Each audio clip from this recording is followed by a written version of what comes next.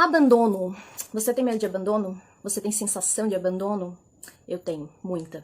Isso é um sintoma borderline, mas eu sei que tem muita gente que não tem esse diagnóstico que também tem muito medo do abandono. E é sobre isso que eu quero conversar aqui hoje. Meu nome é Ana, eu sou diagnosticada com transtorno de personalidade borderline. Me desculpa, eu tô toda cagada aqui, tipo, toda de pijama. Tenho passado uns dias difíceis, então relevem, por favor. E um aviso muito importante. Gente, eu não sou profissional. Eu não sou psiquiatra, não sou psicóloga, nunca me formei nisso, eu sou uma paciente em tratamento. Eu tenho meus diagnósticos e eu estou em tratamento com psicóloga, com psiquiatra. Então, quando eu for falar alguma coisa aqui, se eu falar algo errado, pode comentar aqui, poxa, Ana, tu falou um negócio ali que não é muito certo, não. E aí me corrige ali no comentário, a gente conversa, a gente aprende junto, entendeu? Ou se você acha que eu não abordei o assunto da forma como deveria ser abordado, se tem mais coisas para ser faladas sobre isso, comenta aqui embaixo, né? Que aí a gente conversa, a gente pode melhorar os vídeos seguintes e tudo mais. Ai, gente, eu soltei o cabelo porque eu acho que fica mais bonito na câmera. Fica mais bonito ou menos bonito? Não sei, comenta aqui. Enfim, né? O abandono, ele é real dentro da nossa cabeça. O problema é que tudo que tá fora da nossa cabeça a gente não sabe se é real ou não. A gente não sabe se é interpretações erradas, a gente não sabe se a gente percebeu aquela situação de uma forma equivocada.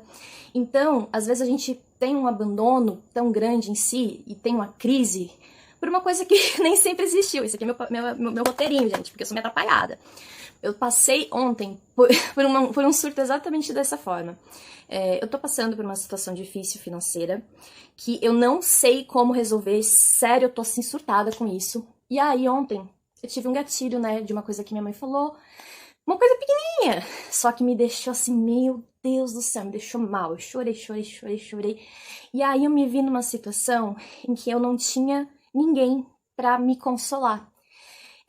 Eu até busquei algumas pessoas para poder conversar, algumas conversaram comigo, mas de uma forma assim mais técnica, digamos, técnica no sentido, tipo, racionalizar a situação. Mas na verdade o que eu queria naquele momento era ser consolada. Sabe quando a criança cai, ela rala o joelhinho, e aí ela abre o berreiro? Então, eu queria era que alguém passasse me auxiliar.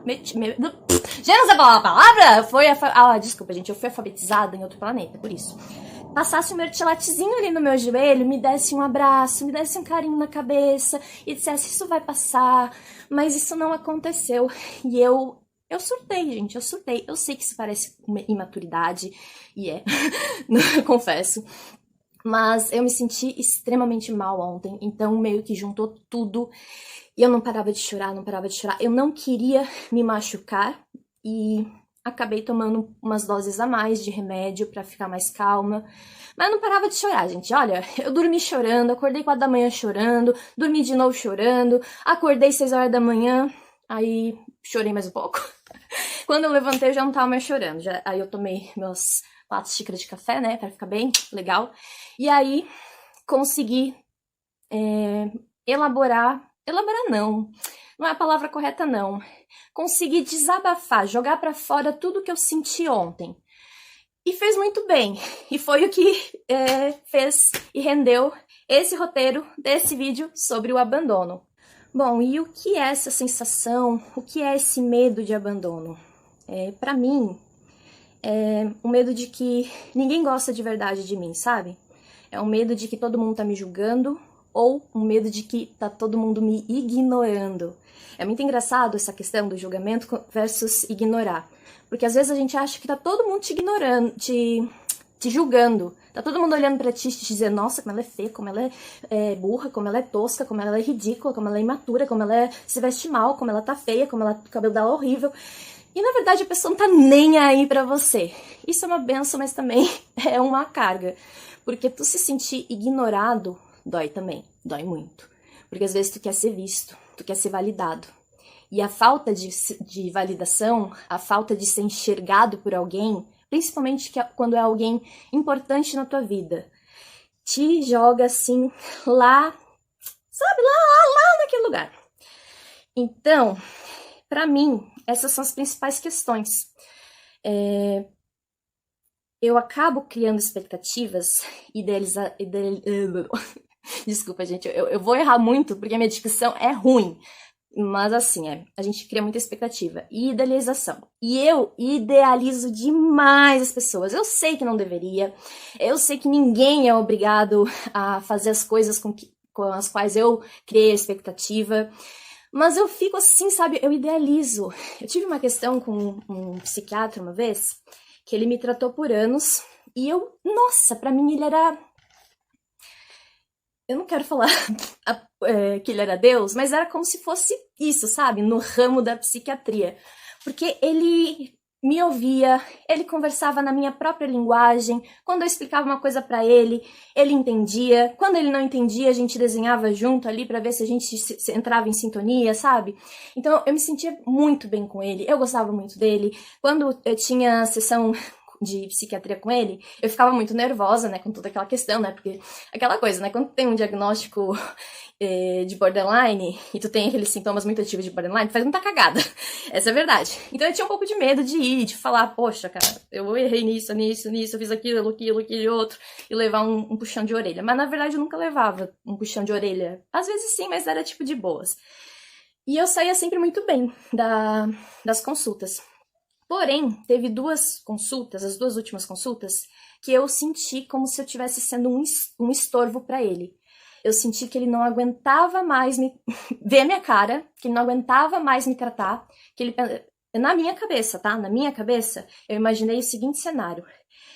Tem milhares de pessoas com problemas muito mais graves do que aquela menina, e eu tenho que aturar aquela menina todo mês. E aí eu me senti assim, mal. Eu chorei, eu fiquei muito... Cara, eu fiquei mal mesmo. E até que eu troquei de psiquiatra, porque eu fiquei tão mal com aquilo, que eu fiquei remoendo, e eu precisei de uma segunda opinião sobre tudo isso, porque eu tava tão envolvida naquilo, que eu acho que eu não ia conseguir continuar um tratamento eficaz desse jeito, por conta do que eu idealizei na minha cabeça e do que eu interpretei na minha cabeça. Porque depois eu conversei com ele, ele disse que não era nada disso. Então, eu fiquei pensando, cara, que drama! Eu fiz um drama por uma coisa que não era real, entende? Bom, Ana, então quais são os possíveis, tá? Fatores que geram esse medo de abandono? Pelo que eu já vi em vídeos da internet de psiquiatras, psicólogos, tanto no meu próprio tratamento, existe algumas questões que não são regra, ok? Não são regra, mas que podem explicar esse medo. Muito comum é o abandono parental. Inclusive, eu tenho uma história de abandono parental. Se alguém quiser ouvir, marca aqui. Eu quero escutar sobre seu abandono parental. Mas, basicamente, meu pai sumiu da face da terra quando eu tinha 5 anos de idade. E eu mandava carta. E nada. Eu telefonava e ninguém atendia. E, bom, isso foi traumático pra mim. Foi bem traumático. Tem o abandono parental. Não sei se eu uso essa palavra, mas que é no sentido de negligência. Quando o pai ou a mãe, eles estão ali, presentes, só que eles não entendem as reais necessidades daquela criança. Então, elas negligenciam a criança, e a criança, assim, né, a gente sempre tem aquela ideia, né, ai, criança é mimada, criança é chata, criança é birrenta. Gente, crianças são mini adultos, são mini pessoas. Então, tipo, imagina na cabecinha da criança, cara. A criança acabou de vir nesse mundo, tá entendendo porra nenhuma do que tá acontecendo. As únicas referências que ele tem, geralmente, é pai e mãe. Às vezes tem outros parentes, mas as principais referências é mãe e pai. E ela tá elaborando as coisas da vida naquele momento. Então, chamar uma criança de mimada porque ela não soube lidar com alguma coisa, eu acho meio sem noção. Porque a criança, ela tá entendendo o mundo, como funciona, e às vezes o adulto ele vai lá e age de uma forma, e a criança traduz no cérebro dela uma percepção de que ela foi Gente, desculpa, papai. Gente, vocês conhecem algum professor de dicção que não cobre dinheiros? Porque eu estou sem dinheiros. Esse é o maior problema da minha vida nesse momento. Voltando, né, sobre a criança. Então, ela vai interpretar o mundo de acordo com o que está acontecendo ali. de acordo com que o adulto que de referência dela, seja pai, mãe, tio, avô, vó, sei lá, professor, o que esse adulto de referência está fazendo com ela. É assim que ela vai refletir. Então, quando a criança ela espera uma coisa e ela não recebe aquilo gera um trauma. Eu acho engraçado assim que as pessoas elas têm a mania de achar que trauma é só aquela coisa assim, nossa, eu sou um soldado e eu fui pro exército e eu fui pra guerra lá do Vietnã e aí eu perdi 3 braços, eu perdi 10 amigos, eu voltei todo podre, minha esposa tava casada com outro homem e acha que tipo estresse pós-traumático, né, que é, né, um problema. O avião foi dar... Aqui onde eu moro é do lado do aeroporto, então os aviãozinhos passam de vez em quando, então vai ter barulho de avião. Enfim, as pessoas acham que trauma é isso, assim, tipo, somente isso. Mas não é, sabe? Não sei explicar isso direitinho. Quem vai saber explicar isso é um psicólogo e um psiquiatra. Pergunta pra eles que eles vão saber explicar. Mas a gente vai, né, tendo na vida pequenos traumas. Coisas que a gente não quer fazer, coisas que a gente se sente desconfortável ao fazer, vai gerando pequenos traumas. E aí, por exemplo, né? Vou dar um exemplo bem tolo, tá, gente? Eu era criança, eu detestava comer jiló. Não gosto de jiló, odeio jiló. Odeio quiabo. Meu Deus, como eu odeio quiabo. E minha avó adorava fazer quiabo. E ela me obrigava a comer quiabo, jiló e um monte de coisa. Então eu acabei, tipo, ficando com um ranço de todos os legumes. Não só do quiabo e do jiló. De tudo.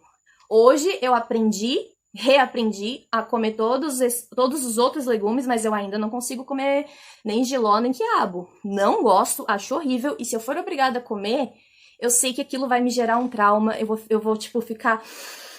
Vai ser ruim, sabe? Vai ser desconfortável, e vai ser um desconforto desnecessário. A menos que eu estivesse passando fome, e eu só tivesse um quiabo na minha frente pra comer... Tirando essa situação, eu acho extremamente desnecessário passar por uma situação desse tipo, entende? Bom, outra coisa que causa um medo de abandono, são os abusos. E essa questão, assim, eu não vou comentar sobre ela, porque eu acho que é um tópico muito delicado. É um tópico que eu não manjo muito bem, apesar de eu ter sofrido alguns abusos. É uma coisa muito complicada pra eu falar. Então... Se você quer falar sobre isso, converse com o seu psicólogo, com o seu psiquiatra, que eu acho que é muito mais válido. Mas esse tópico é realmente muito sensível e eu não acho muito legal falar sobre isso aqui. Por não saber, sabe, falar e usar as palavras certas, poder ofender alguém, eu não quero isso. Enfim, né, se você tem mais algum fator que eu não falei aqui, comenta aqui embaixo. Nossa, eu acho que essa coisa aqui também gera sensação e medo de abandono. Comenta aqui que tá tudo bem, que a gente vai ler e a gente vai aprender junto. Bom, e esse medo de abandono... ele gera um trauma na tua vida. Porque se tu teve alguém muito importante na tua vida, que foi embora, que faleceu, que te negligenciou, te desvalorizou, tu vai sentir que isso vai se repetir. É uma lógica, sabe? Se aconteceu isso uma vez, vai acontecer de novo. E é assim, ó, sendo bem sincero, na vida a gente vive...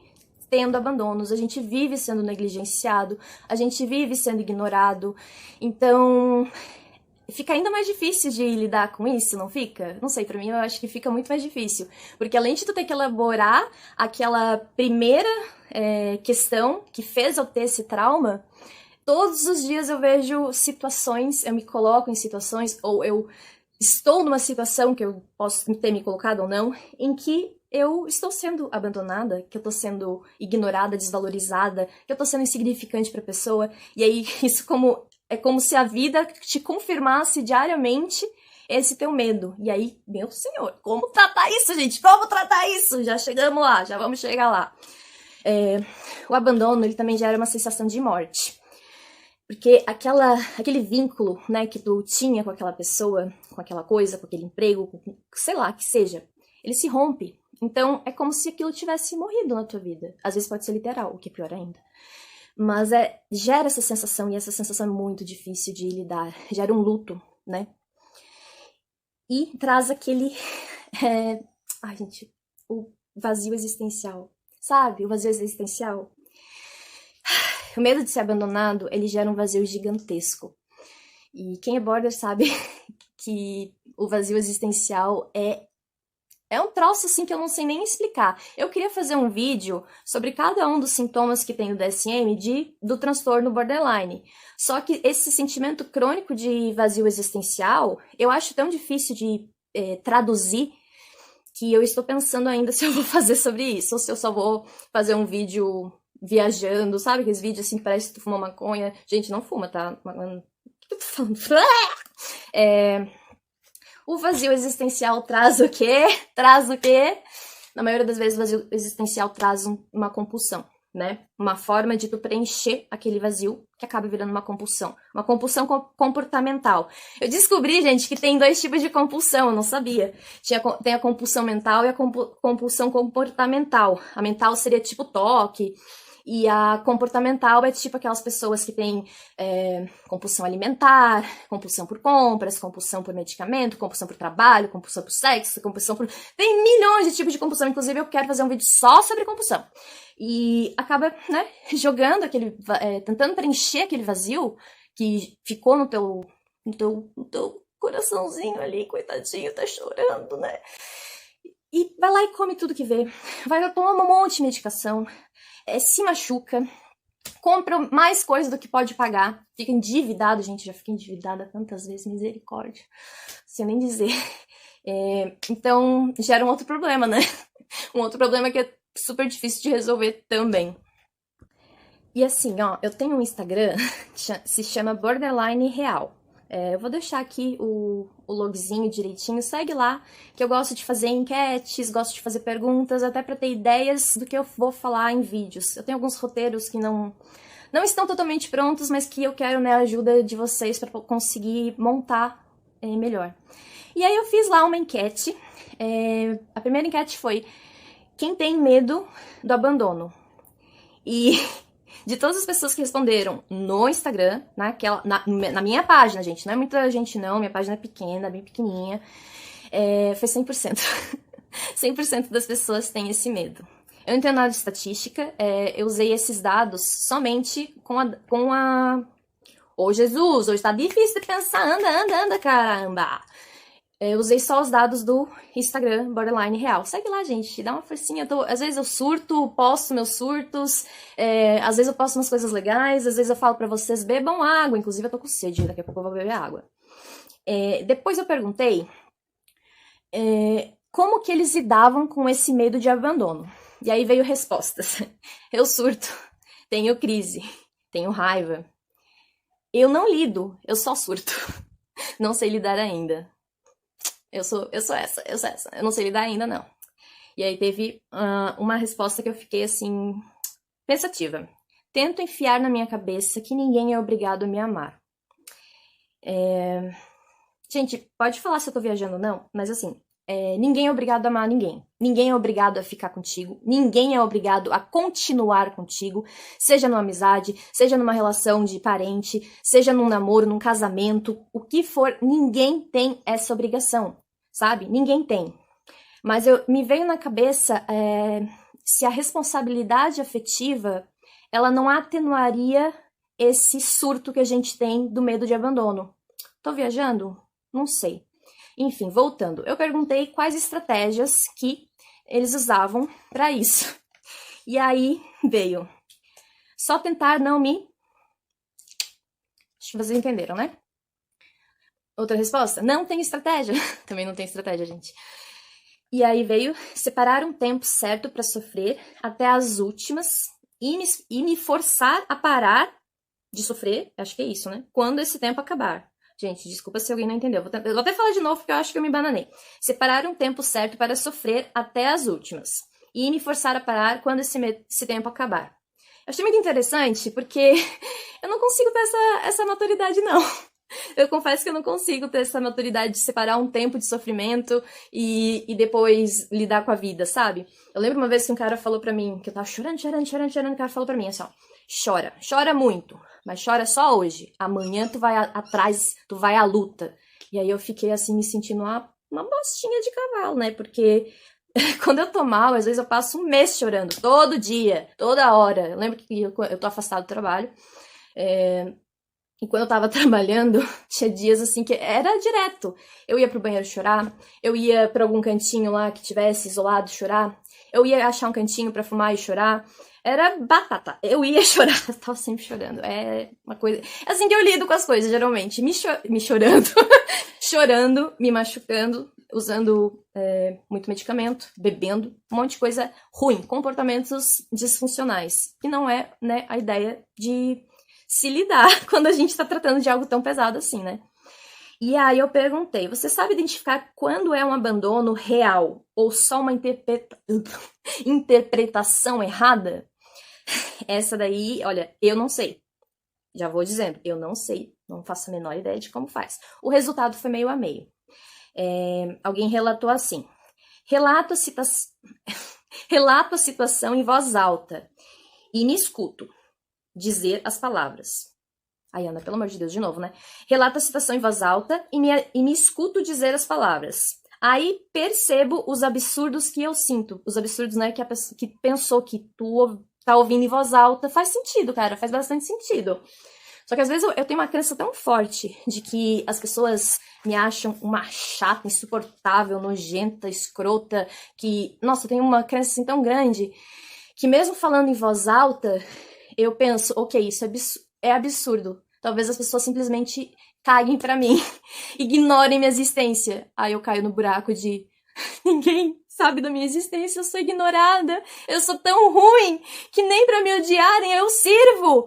Eu lembro que eu gosto muito de cantar. Eu gravei uns videozinhos no Instagram pessoal, meu, e, cara, quase ninguém curtiu, cara. Tem vídeo ali que tem 3 curtidas. 3 curtidas. Ai, tá, enfim. Eu lembro que eu fiquei assim bem chateada, porque a sensação que eu tive é que, assim, eu não sou nem tão ruim pra ser vaiada, pra ser, tipo, xingada, qualquer coisa, e nem tão boa pra ser aplaudida, pra ser elogiada, pra ser, tipo, uhul, Ana, é isso aí!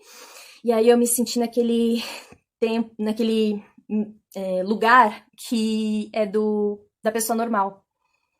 Porque a gente sempre quer ser, sabe? Eu não sei vocês, mas a gente quer ser especial, a gente quer ser diferente. Eu sempre quis ser diferente.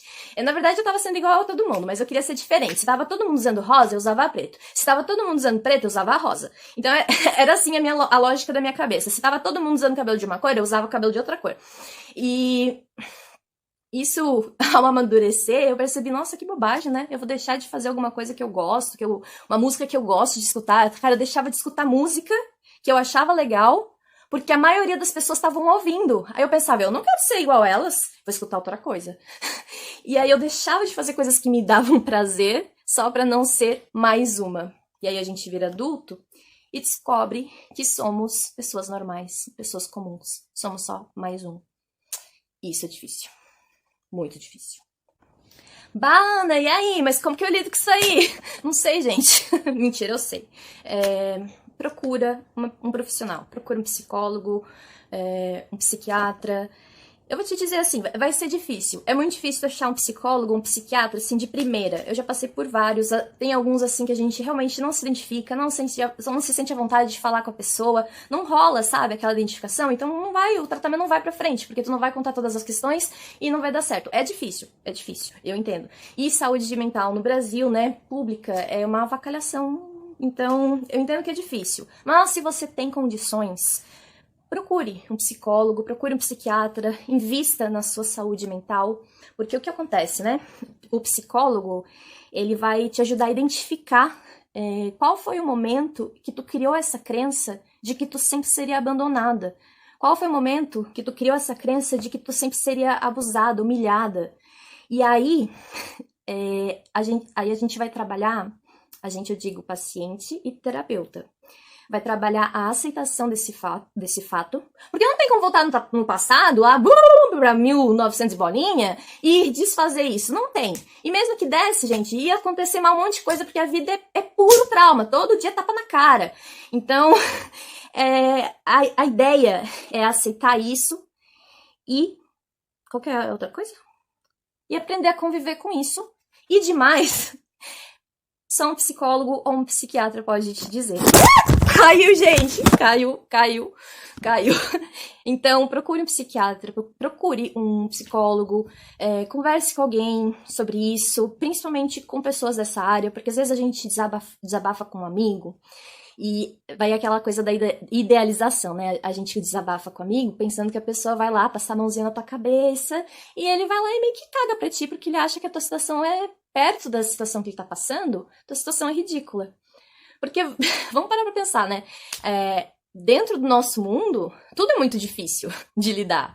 Então, eu acho que é até meio normal, às vezes, a gente escutar algumas reclamações e pensar, poxa, isso não é nada, sabe? Fazer aquele julgamento errado não é certo de fazer, mas é legal a gente treinar o cérebro a não fazer. Mas a gente é ser humano, né, gente? Não vamos se cobrar nesse nível, porque aí também não tem como. Eu trouxe aqui o gato.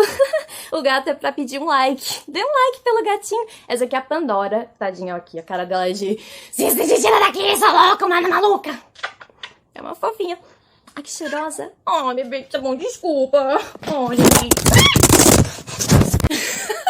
Ai, Jesus, eu sou muito atrapalhada. Mas enfim, se você chegou até aqui é porque gostou do vídeo.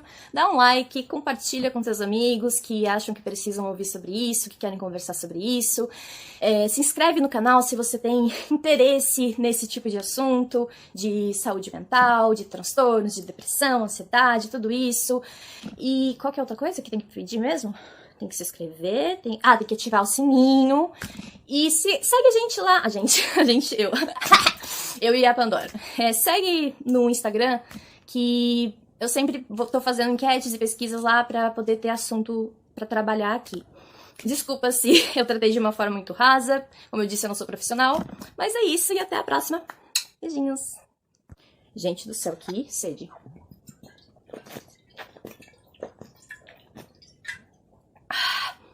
Bebam água, tá?